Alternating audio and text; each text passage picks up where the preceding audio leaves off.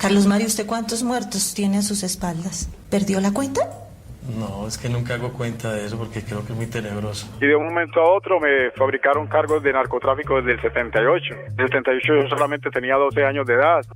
El 95% de los sicarios y hombres partícipes del extinto cártel de Medellín están sin vida.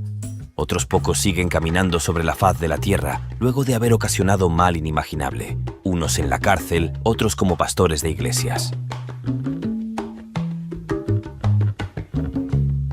Luis Carlos Aguilar Gallego, alias El Mugre. Su apodo surge porque llamaba a sus colegas y compañeros de esa forma. ¿Qué hubo, mugre? La primera vez que se relaciona oficialmente a Luis Carlos con el narcotráfico fue cuando su nombre estuvo involucrado en la compra de un avión que tendría como objetivo la carga y transporte de cocaína en 1988. Pero se dice que El Mugre fue contratado por Escobar mucho antes y se convirtió en uno de sus escoltas de confianza. El capo necesitaba un hombre en moto que pudiera seguirlo a todos lados, siempre al lado de la ventana del conductor. Probó a muchos hombres y ninguno pudo seguirle el paso. Luis Carlos Aguilar, El Mugre, que era un experto conductor, fue el único que pudo pasar la dura prueba de Escobar, que entraba por las calles en contravía, a altas velocidades y sobre aceras y andenes. Según anécdotas de Popeye, El Mugre era el compañero de Escobar en el fútbol. Organizaba los partidos entre colegas en la Hacienda Nápoles y en la Catedral e incitaba a los otros sicarios a entrarle duro y quitarle la pelota al patrón sin miedo. Dentro del cártel, uno de los mejores amigos de El Mugre era Otoniel González, Otto. Otto era alguien amargado y con seriedad constante.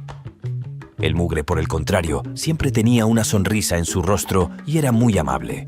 No fumaba ni tomaba. De su infancia no se sabe mucho más, que proviene de una familia de muy pocos recursos. Su padre fue asesinado y su hermano desaparecido. Cuando Escobar comenzó a dar recompensas por el asesinato de policías y generales, El Mugre inició una oleada sangrienta a lo largo de todo el territorio cafetero. Luis Carlos Aguilar fue uno de los trabajadores de Escobar que se internaron junto a él en la cárcel La Catedral, y también fue mano derecha del narco a la hora de escapar de la misma. El paradero del Mugre es totalmente desconocido. Se cree que desde la fuga de La Catedral, Aguilar Gallego ha vivido en la clandestinidad, que las autoridades aún lo buscan por sus procesos pendientes. Pero existe un archivo periodístico de El Tiempo que informa que se entregó por segunda vez a las autoridades en 1992, y Popeye también lo afirma. El Mugre elude el atentado que le hace el bloque de búsqueda y los Pepes y se entrega de nuevo a la cárcel. Luego de sobrevivir 9 años en la cárcel de Itagüí, logró obtener libertad condicional y desapareció del mapa. Según Popeye, estando en Argentina, El Mugre pierde a una hija y debido a esto se convirtió en religioso y servidor de la Iglesia Católica. Porque ha encontrado el verdadero camino, hoy en día es un hombre de Dios, ya es un pastor cristiano, a raíz del golpe brutal que recibió en la humanidad de su hermosísima hija, y se ha trasladado desde la Argentina a España. Por otro lado, fuentes oficiales mencionan que Luis Carlos Aguilar fue visto en un partido de fútbol de la selección Colombia contra España en el año 2017. Quienes lo vieron indagaron un poco sobre su vida y supuestamente se dedica a ser sacerdote en alguna iglesia en la ciudad de Murcia, España. Allí ya es un pastor, él al mirar ha abandonado el odio, ha abandonado la avaricia, ha abandonado todas las cosas terrenales y se ha dedicado a las cosas de Dios. Carlos Mario Alzate Urquijo, alias El Arete. La abuela del Arete, María Gaviria Berrío, era hermana de Hermilda de los Dolores Gaviria Berrío, la madre de Escobar. Es decir, Catalina Urquijo Gaviria, la madre de El Arete, era prima hermana de Pablo Escobar y Gustavo Gaviria. El Arete entonces es primo segundo de Pablo y Gustavo. Quizá por esto era otro de los sicarios más cercanos del capo. El Arete primero estuvo interesado en su formación académica.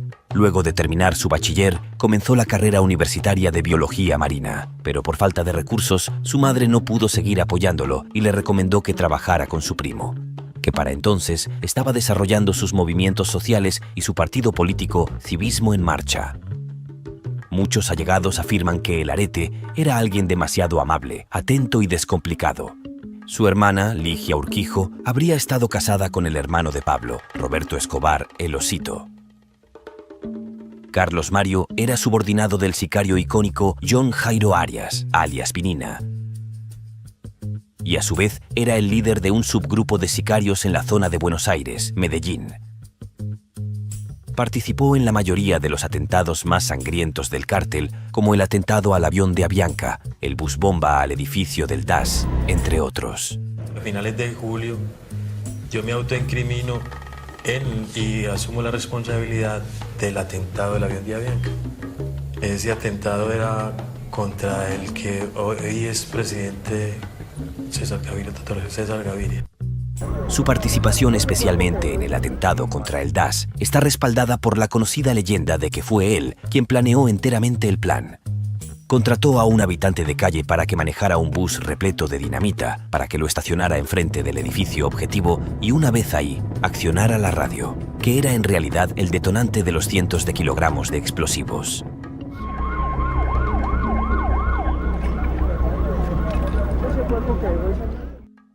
Todo esto fue confirmado por él mismo al momento de entregarse a la justicia en 1993, con el fin de que su condena se viera reducida de gran manera. A las 8 de la mañana llegaron a la fiscalía el Arete, 3 abogados y la fiscal Cruz Helena.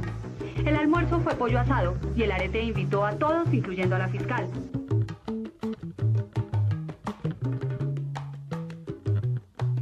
Carlos Mario, ¿usted cuántos muertos tiene a sus espaldas? No recuerdo. ¿Perdió la cuenta? No, es que nunca hago cuenta de eso porque creo que es muy tenebroso. Cuando estaba en prisión, había una sola cosa que desvelaba a Carlos Mario: su moto. Luego de su entrega en 1993, en una de sus viviendas en Medallo, fue hallada una Harley Davidson que fascinó a las autoridades. Una máquina de 1.300 centímetros cúbicos, con enchapes, acabados y piezas en oro puro, valorada en 120 millones de pesos colombianos de la época, que equivaldrían a alrededor de $150.000 actuales. El Arete estuvo negociando con las autoridades para poder conservar su moto y que no pasara a manos del Estado. Pero al final terminó en el Museo Histórico de la Policía Nacional, donde comparte stand con algunas propiedades de Escobar, como su reloj Cartier y su pistola Sig Sauer 9 milímetros. Alzate cumplió una sentencia de tan solo 8 años gracias a sus grandes confesiones, saliendo libre en 2001, y debido a un ataque que pretendía acabar con su vida justo al salir en libertad, el gobierno se vio obligado a brindarle seguridad y una nueva identidad. Se cree que el ataque fue perpetrado por Carlos Castaño, quien participó en el atentado al avión de Avianca y temía ser delatado. Desde ahí prácticamente nada se sabe sobre el Arete. Se rumorea que decidió irse a Europa y que sigue con vida. Y finalmente, la Kika, el caso más interesante de los sicarios vivos de Escobar. Dandeny Muñoz Mosquera es uno de los 15 hermanos que conformaban su familia. Entre ellos se encontraba también otro sicario cercano a Escobar, alias Tyson, y se dice que otros 2 desempeñaban actividades delictivas igualmente. La familia Muñoz Mosquera vivía en la comuna nororiental, de donde salían la mayoría de jóvenes reclutados por los cárteles. Doña Lilia, ¿usted cuántos hijos tiene? En este momento, pues, lo que me dejaron son 10. ¿Cuántos le mataron? 5. Brances Muñoz, alias Tyson, fue rastreado por la policía en una casa de Medellín, dado de baja en el patio de la misma mientras intentaba huir a finales del año 92. Audi Fernando y Ángelo Yamil, que uno era universitario en publicidad y otro trabajador en una empresa de gaseosas, fueron asesinados ambos por hombres que llegaron a la casa de la familia en busca de Dandeny y Brances. Al parecer, la causa de sus muertes habría sido sencillamente ser hermanos de Tyson y la Kika. Irónicamente, la familia Muñoz Mosquera hacía parte de una iglesia cristiana donde su padre era pastor, al mismo tiempo que era policía, y su madre una predicadora y trabajadora social de una cárcel. Se dice que Dandeny era uno de los encargados de acabar con personas indeseadas al interior del cártel. Fue otro supuesto partícipe del atentado a la Avianca y, al igual que casi todos en la lista, acabó con la vida de decenas de policías. Todos estos son supuestos, ya que actualmente Dandeny se declara completamente inocente. Afirma que nunca trabajó para Escobar y que fue acusado por testigos falsos. Señor Muñoz, pero usted hacía parte de la banda de Pablo Escobar. No, señor. ¿Perdón?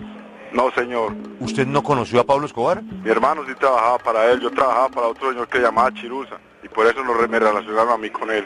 ¿Y qué hacía usted para Chiruza? Yo era guardaespaldas de él. ¿Cuántas personas reconoce usted haber asesinado? A ninguna. Es decir, usted solamente hacía un servicio de seguridad. Sí, yo era delincuente, también estuve en la delincuencia, estuve muchas veces en la cárcel por robo. Su caso ha causado revuelo porque es la única persona condenada por el atentado al avión de Avianca, pero las investigaciones apuntan a que Dandeni no tiene nada que ver con dicho atentado.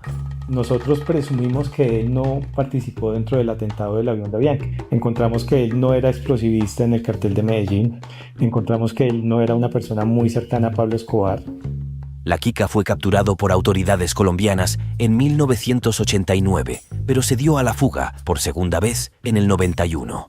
Yo me volé de la cárcel en Bogotá, mi hermano me ayudó a volarme de la cárcel y mi hermano me dijo, váyale para Estados Unidos que lo van a matar aquí. Mi hermano me ayudó y sacó papeles falsos y me mandó para acá. Dandeni escapó a Estados Unidos, llegó a Los Ángeles y allí abordó un avión a Nueva York con un nombre falso. Ahí, durante un tiempo, se sintió libre como nunca antes. Podía caminar por las calles sin problemas y hasta jugar fútbol. Pero Dandeni siguió delinquiendo. Porque eso es lo que yo hacía, yo era delincuente.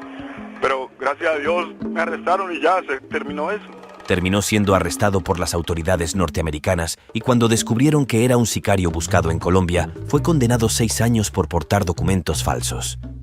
Ellos no tenían ninguna acusación contra mí. Y como tenía una cédula falsa, por eso me acusaron y me condenaron a 6 años. Estando en esa cárcel de castigo, volvieron y me trajeron nuevamente para Nueva York.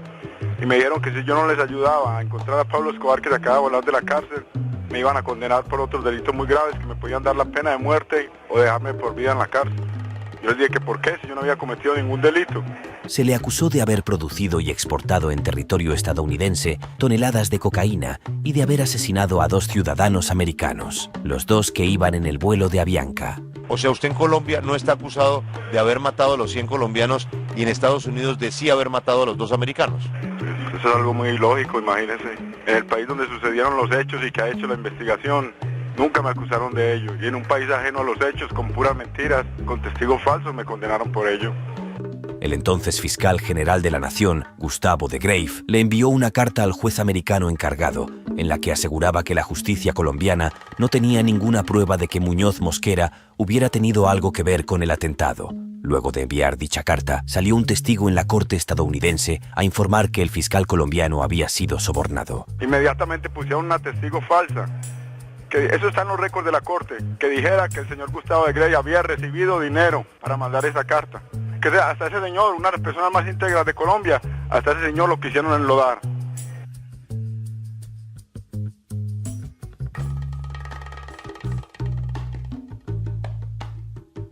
Hasta hace poco no había esperanza para Dandeni. Hace poco cuando algunos abogados surgieron entusiasmados por ayudar a la familia Muñoz. Pues, luego de que el sobrino de Escobar también afirmara que Dandeni no tuvo nada que ver con el atentado y que el verdadero responsable vivo sería Roberto Escobar Gaviria, el Osito, el rango de testimonios y posibles pruebas a favor de Dandeni ha aumentado y tomado fuerzas.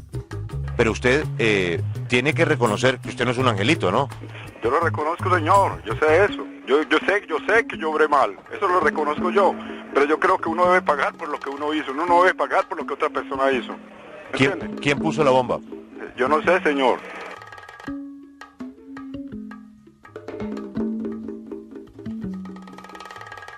Y no solo algunos de los sicarios de Escobar siguen con vida, también socios importantes e icónicos del cártel de Medellín, como Carlos Leder, El Osito, los hermanos Ochoa y familiares de Escobar. Todos con historias interesantes, pero eso ya es tema de otro video. Suscríbete a Historias por Melo y deja un comentario si te ha gustado. Gracias por ver.